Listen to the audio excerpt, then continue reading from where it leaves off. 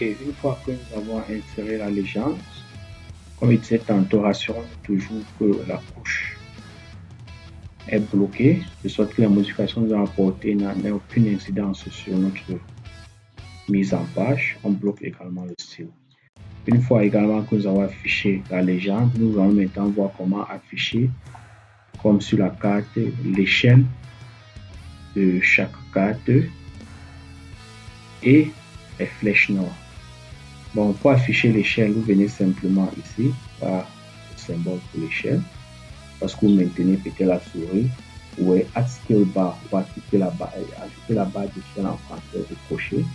Vous venez sélectionner la zone point, vous maintenez votre souris. Puis le deuxième point, voilà, vous voyez, ça shoot automatiquement l'échelle. Mais l'échelle également, comme la légende, est liée à une carte.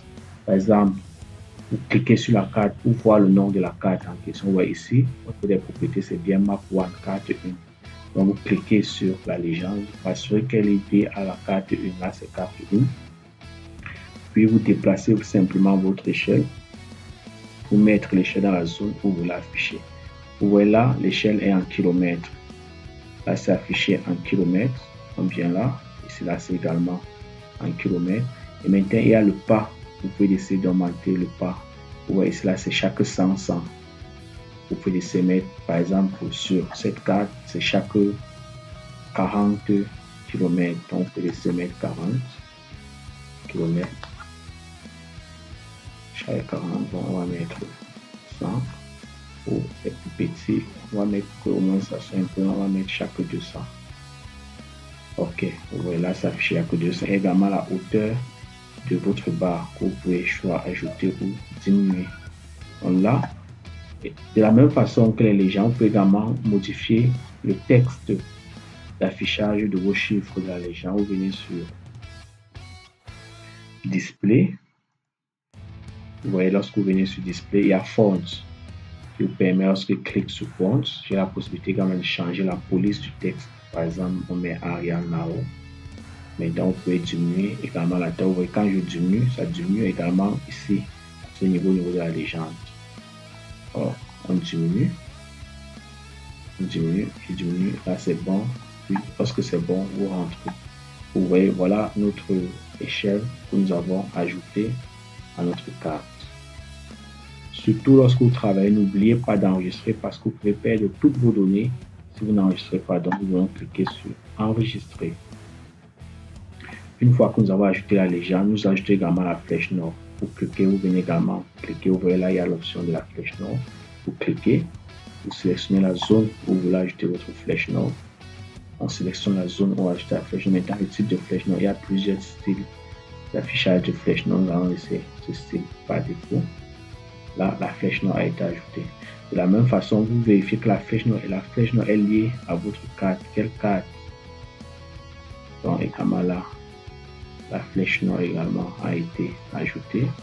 Ok, là c'est bon. La flèche noire également a été ajoutée. Ce qu'on fait maintenant, c'est de la même façon qu'on copiait pour éviter à chaque fois de changer, de créer une nouvelle échelle, changer la police. Vous copiez simplement l'échelle précédente avec sa police. Vous venez coller sur votre nouvelle carte.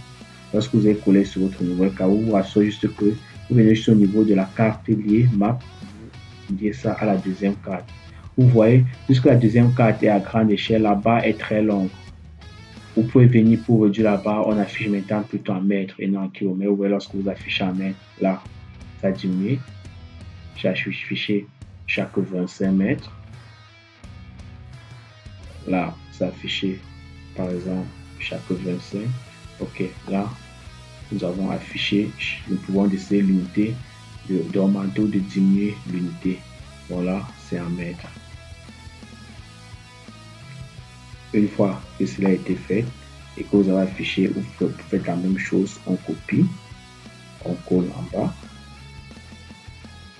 Et on se rassure que c'est lié, puisque là, quand vous regardez au niveau de la propriété de richesse, c'est lié à la deuxième carte. On se rassure que c'est lié à la troisième carte. Là, on déplace. Ok, là, elle est liée à la troisième carte. Voilà, afficher également l'échelle de notre carte. Une fois que vous avez affiché l'échelle de votre carte, vous copiez également la flèche nord, vous insérez, on copie la flèche nord, on insère également en bas. Donc là, vous avez produit votre carte. Vous avez produit votre carte avec les mises en page. Également, justement, pour les flèches également, il faut que les flèches également soient liées à vos cartes. Par exemple, cette flèche nord est liée à la carte 1. La flèche nord 2 est depuis la carte 1, pourtant c'est pour la carte 2. Donc on change, on met carte 2. Maintenant, la flèche nord 3 est liée à la carte 1. On change, on le lit plutôt à la carte 3 parce que la flèche nord de la carte 3. Donc, quand vous copiez les objets, rassurez-vous de changer la liaison. Parce que quand vous copiez, ça copie toutes les propriétés ainsi que la liaison avec quelle carte est-ce que la flèche que vous copiez ou la flèche nord ou la légende ou l'échelle est liée à quelle carte. Vous voyez là, nous avons fini avec notre carte. Nous avons présenté le Mongo à l'échelle du pays, la région, elle se trouve dans la région du littoral. Dans la région du littoral, la ville, autant pour moi, de Kapa est située dans le département du Mongo. Dans le département du Mongo, la ville de Kapa est située dans l'arrondissement de Paris. Vous pouvez décider de zoomer ou de dézoomer en fonction de l'information que vous voulez représenter. Souvent, on peut venir là, on décide de zoomer. Donc, je reviens au niveau du zoom. Je sélectionne la carte. Maintenant, on décide de zoomer sur l'information que nous voulons représenter. Là, c'est en train de charger parce que le dessin est lourd. Là, c'est en train de changer. On change, on peut directement venir changer l'échelle. On clique, on se rassure qu'on a sélectionné le clic. Là, c'est à 900 000 l'échelle. On met ça, on diminue, on met ça à 400 000. Puis, sélectionner. Là, c'est à 400 000. Maintenant, on déplace, on représente juste la zone que nous voulons. Qui est, vous voyez, quand on change la carte, également, l'échelle change. L'échelle est liée à la carte. Donc, on déplace juste pour représenter la zone de Kapa. Donc, voilà. Ok, une fois que c'est fait, maintenant, je viens encore sélectionner le clic. Je sélectionne ma légende pour qu'elle soit à l'intérieur de mon cadre. On peut décider pour diminuer la légende, soit augmenter ou diminuer. On peut mettre ça au lieu de 25 000, on met ça à 50, à 500, à 50 000, on met à 500, 5 000 unités. Ok. Là, lorsqu'on met à 5 000 unités, ça diminue la longueur de la légende.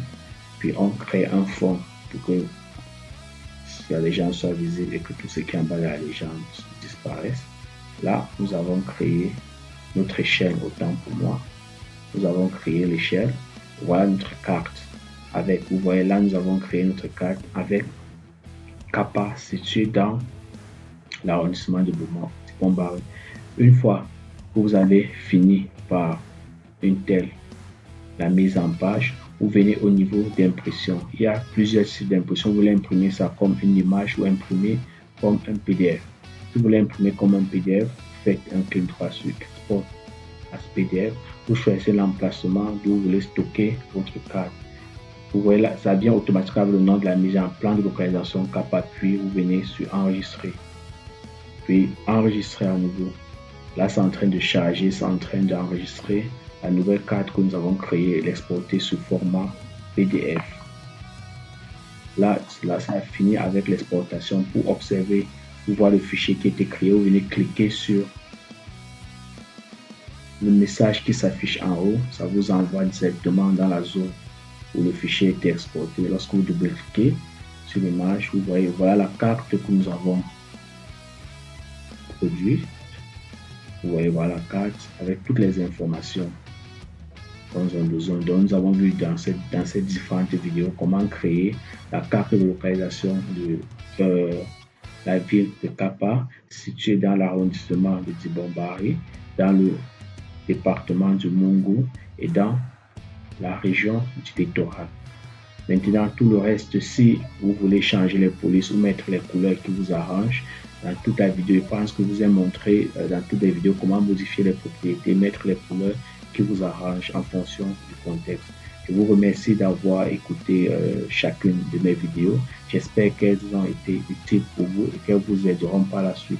Surtout, n'oubliez pas de liker mes vidéos et de vous abonner à ma page pour ne rater aucune de mes prochaines vidéos. Et si vous avez besoin que je produise des vidéos dans d'autres aspects, que ce soit QGIS ou que ce soit Topo, qui vont vous aider, n'oubliez pas de les mettre en commentaire. Je vous remercie.